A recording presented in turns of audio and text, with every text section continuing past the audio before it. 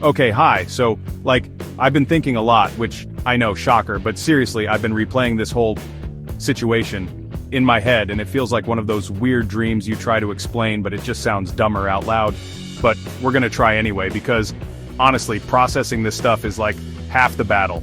It's about love and logistics, and when those two things just absolutely refuse to get along, you know? It's like trying to fit a square peg in a round hole, but the square peg is your heart, and the round hole is, well, them. This whole thing, it's kind of like doing a post mortem on a relationship, or like a situationship, or whatever the heck it was. You know, when you look back and you're like, oh, what was happening? It's like finding the missing puzzle piece under the couch 3 months later. And I guess I wanted to just talk it out, because maybe you've been there, or maybe you're there right now staring at your own metaphorical messy room, wondering how it all went sideways. So we're gonna dive into it, the good, the bad, the deeply awkward. Think of this as like a group therapy session, but it's just me talking and you're hopefully nodding along, or at least mildly entertained by my existential ramblings about feelings and why they're so much. We're basically dissecting the emotional equivalent of a really complicated IKEA instruction manual, but for human connection, or the lack thereof. Let's just get into it, I guess. So, remember that whole exhibit thing? Yeah, looking back, buying all that stuff for it, or through the lens of this exhibit, was totally my weird way of showing I cared. Every little thing I picked out, every dumb trinket or, essential item, I thought I was communicating something hey, I see you, I'm thinking of you, I'm putting in effort here.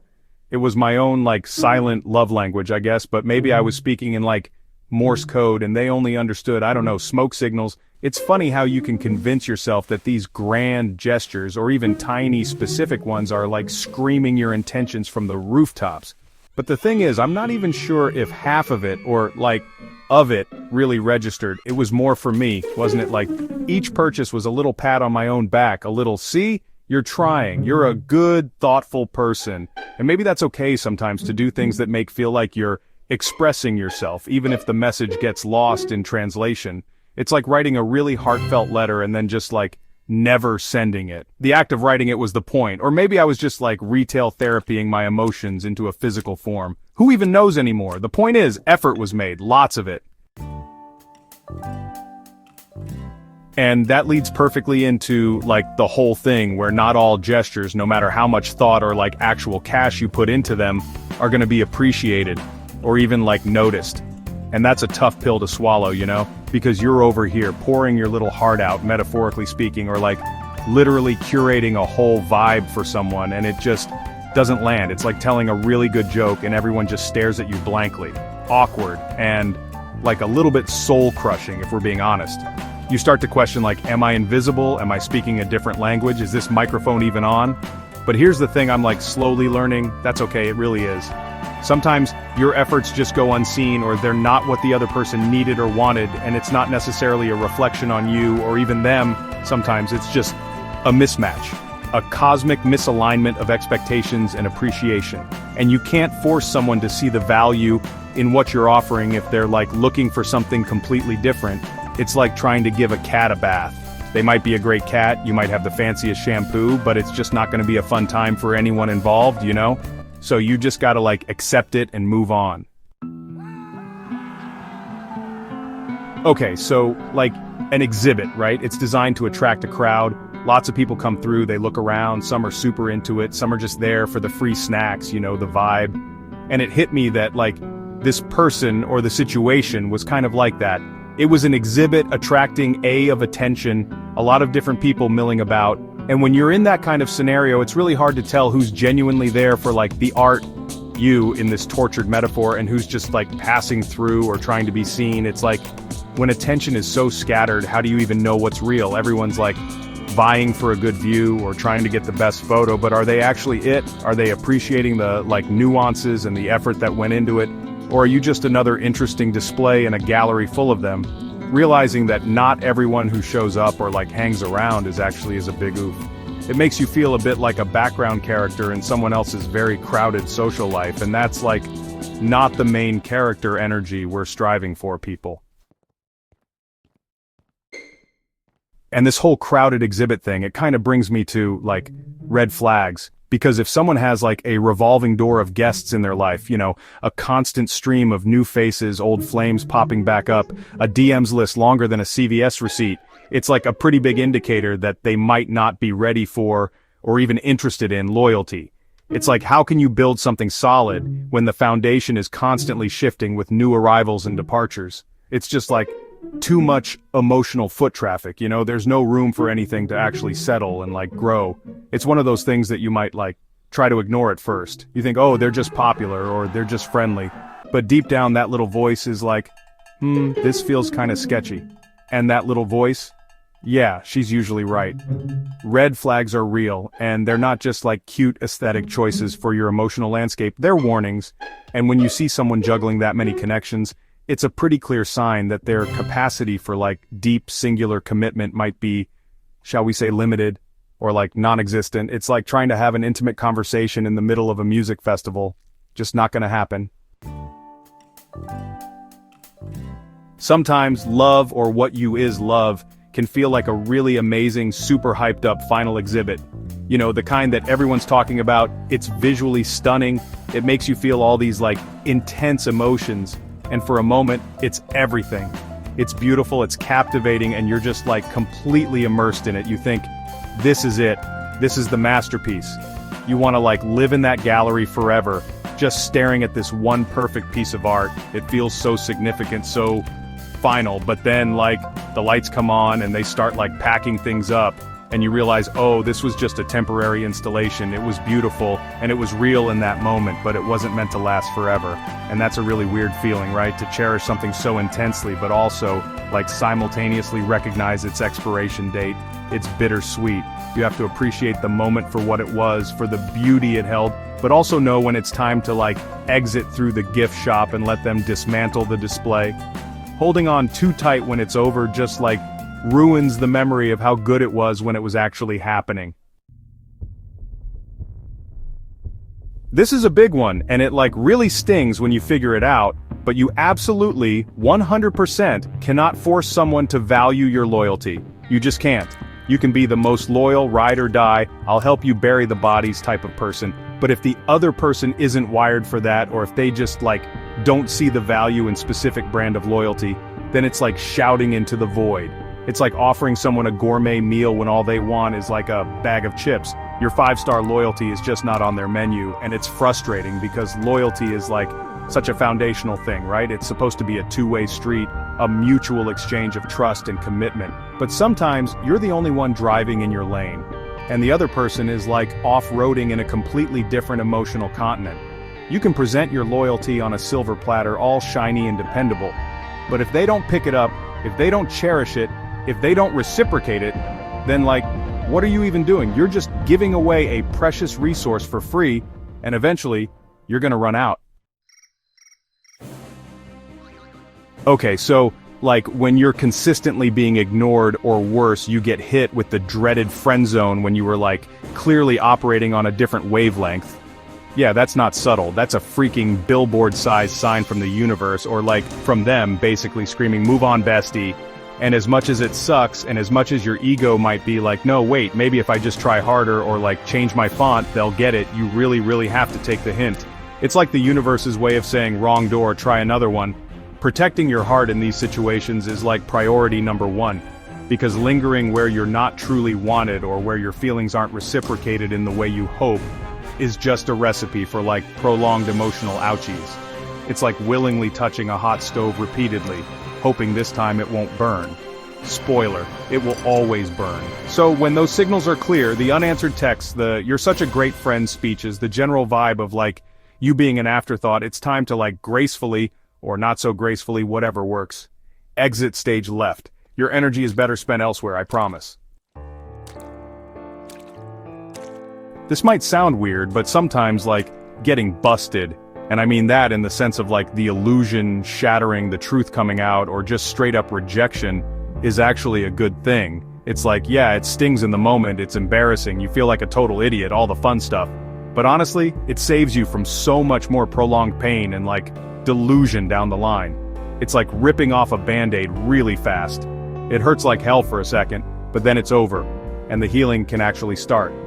Imagine if you just kept going, investing more time, more energy, more feelings into something that was never gonna work out, or with someone who was never gonna reciprocate. That's like a slow emotional bleed out, and nobody wants that. So that moment of being busted, that harsh reality check, it's actually a redirection. It's the universe, or just circumstances, pulling the emergency brake before you drive off a cliff you didn't even see. So yeah, it's okay to feel the momentary cringe, but also, maybe send a tiny thank you note to the cosmos for not letting you waste even more of your precious vibe. And then comes that, quiet little thought that starts as a whisper and then gets, progressively louder. Maybe she's not the one after all. And it's funny because for so long you might have been, trying to fit her into the one slot like it's a game of Tetris, and you're just determined to make that awkwardly shaped block fit, even if it means messing up the whole board. You convince yourself that, any inconsistencies or red flags are just, charming quirks or challenges to overcome, but then clarity hits. Maybe after the busted moment, or just a slow accumulation of moments, and you realize, oh, this isn't it. And as much as that might feel like a failure or a loss, it's actually so incredibly freeing. Letting go of that idea, that person, that whole narrative you built, it opens up so much space. Space for someone who actually a good fit. Someone who doesn't require you to contort yourself into a pretzel to make it work.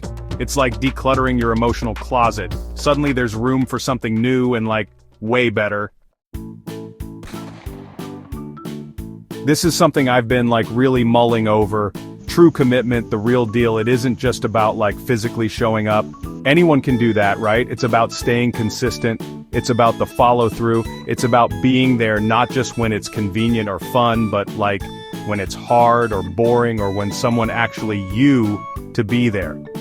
Actions, as they say, speak louder than words, or louder than just a sporadic physical presence. It's easy to be present for the highlights, the exhibit openings, if you will. But what about, the everyday stuff? The quiet support, the checking in, the remembering little things, the being a reliable force in someone's life. That's where the real commitment shows. If someone's all enthusiastic one minute and then completely MIA the next, or if their words say one thing but their actions are screaming the opposite, that's not commitment. That's emotional inconsistency. And it's exhausting to be on the receiving end of that. It's like trying to build a sandcastle with a tide that keeps washing away your progress. You need that steady, consistent effort. Otherwise, what's the point? Apologies are weird. Sometimes they're super necessary and healing, but other times they mean very little, especially if the person offering them is way late to the party and you've already moved on. It's okay, thanks for the apology, I guess, but I already did the emotional heavy lifting here, processed my feelings, and closed that chapter myself. Your sorry now feels more for your benefit than mine, you're trying to clear your conscience, but my emotional slate is already wiped clean, or at least significantly reorganized. Closure, I'm realizing, really does come from within. You can wait around forever for someone to say the right thing, to give you that perfect apology that ties everything up in a neat little bow, but most of the time it doesn't happen, or if it does, it's anticlimactic. The real closure happens when you decide you're done, when you decide to stop letting it take up space in your head. So, an apology might be a nice little footnote, but it's not the main story of your healing anymore. You've already written the next chapter without them. So, going back to the buying things for the exhibit idea, or investing emotionally in someone, sometimes the absolute best thing you can do is not. Just don't buy the thing. Don't pour your energy, your time, your feelings, your precious emotional currency into someone who clearly isn't investing back in you, or who doesn't even seem to have an account at the same bank, metaphorically speaking. It's why keep throwing good money after bad, Or in this case, good vibes after bad vibes. There comes a point where you have to realize that your worth, your effort, your love, it's valuable. It's a limited edition resource. And it's so much better to save that, to conserve it, for someone who will actually appreciate it. Someone who will reciprocate. Someone who sees you as a freaking treasure, not just a temporary convenience. Don't invest in people who don't invest in you. It's simple, but so hard to actually do sometimes, but learning to hold back to save your best for someone who genuinely deserves it, that's a superpower. Ultimately, if a person doesn't appreciate your effort, if they don't see your value, if they make you feel like you're constantly auditioning for a role you've already proven you deserve, then they are just not your end game. Period. It's a tough realization, especially if you've invested a lot or if you really, really wanted them to be.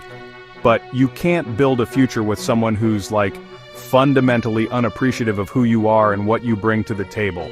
It's like trying to make a gourmet meal with ingredients that are actively trying to spoil, knowing your value is so key.